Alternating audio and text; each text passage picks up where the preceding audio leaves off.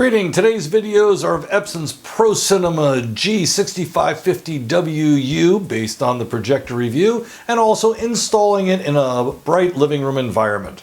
There are 3 videos in this series. The first one covers the basics of the ProCinema G6550, its features and how it performs. The second video shows the team from Launch AV here in Southern California installing the Epson projector and a Screen Innovations motorized SLATE screen. The installation video also gives a quick peek at how this hardware combination performs in our incredibly challenging room environment once it was installed. This is a room, in terms of challenge, that is almost certainly a lot worse than any room you are considering for a projector or even an LCD TV. Finally, the last video takes a closer look at how this Epson Screen Innovations combination handles this room at normal times of day, but also when the lighting is the most severe, as well as how it works at night time with and without lots of lights, and on other viewing conditions as well. The 3 videos combined are designed to demonstrate how taking a high-power projector and pairing it with the right screen can create a large screen environment that will work in rooms generally considered hostile to home theater projectors. We're talking about pretty bright rooms. For a lot less than an 80 or 90-inch LCD TV, you can have a rig like this installed in sizes from 86 to over 110 inches diagonal. Welcome to the Epson ProCinema G6550WU projector review summary based on the full online review. Check it out. The G6550 could be considered a crossover projector. That it is one of the G-series commercial projectors. Epson has basically taken 3 of the G-series projectors and made them available through their home theater dealers for just this kind of application. The G6550 for openers is rated a massive 5200 lumens. That's both white and color lumens. Now we're talking some serious brightness under the hood. Only the ProCinema G6950WU is brighter in the G-series with 6000 lumens. Both projectors are WUXGA, which is 1920 by 1200. That's slightly higher than 1080p, and it means it can show 1080p content natively. One thing to note, the G6550 is not designed to handle most 3D, such as Blu-ray 3D movies, so consider it a 2D projector, at least from an entertainment standpoint. If comparing the ProCinema G6500 with the PowerLight Pro G6550W, the business one, they're almost identical. There are some color modes that are different. For example, the cinema version has a sports mode, while the business projector has a photo mode and one extra, a DICOM simulation mode for displaying x-rays and other medical films at presentation and teaching quality. The ProCinema version, this one, should be noted, comes with a 4-year warranty compared to 3 years on the business side. Both come with a rapid response replacement program for the entire warranty period. Because of the projector's upbringing as a commercial projector, the emphasis is a bit different compared to, say, Epson's less expensive 5030UB and 6030UB projectors. The G6550 does have a dynamic iris to improve black levels, but it's not that smooth, nor are the LCD panels as high in native contrast as those UB projectors. This projector isn't built for great black levels. Instead, it's built for tackling ambient light, which will kill off the real advantages of great black levels anyway. As a high-power projector, you won't get as an impressive lamp life as with most home theater projectors, but still not bad. 2,500 hours running at full power and 4,000 hours in eco mode. Full power is a little on the noisy side, but not really noticeable when you've got friends over.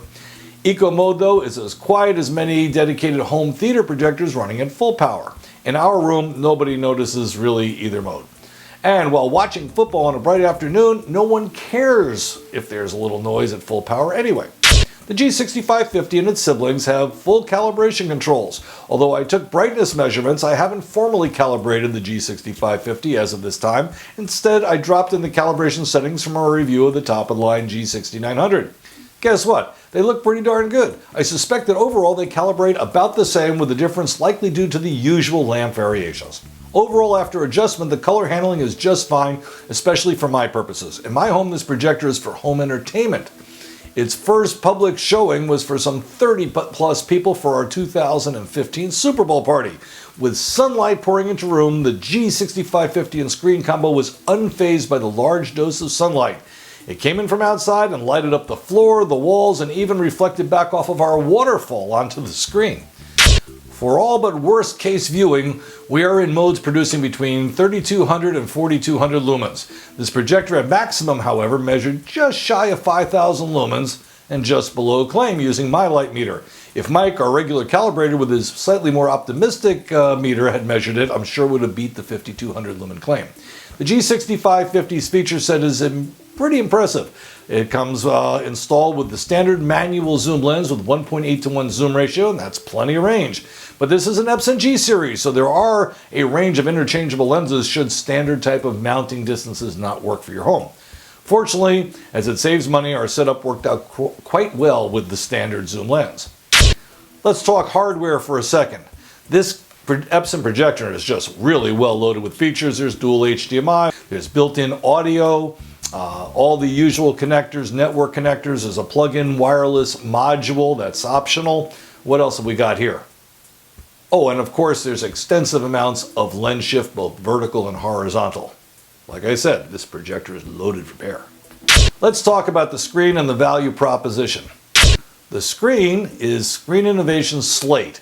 It's SI's lower cost solution of light absorbing, light rejecting screens. The SLATE isn't quite as good at dealing with ambient light as their Black Diamond series, but I went with the SLATE over the Black Diamond because with this brighter projector I expected the SLATE to have minimal problems with the room while saving me a couple $1,000s. Because of the small area for the screen, I was limited to an 86-inch diagonal. I would have preferred 100 inches, but not enough room.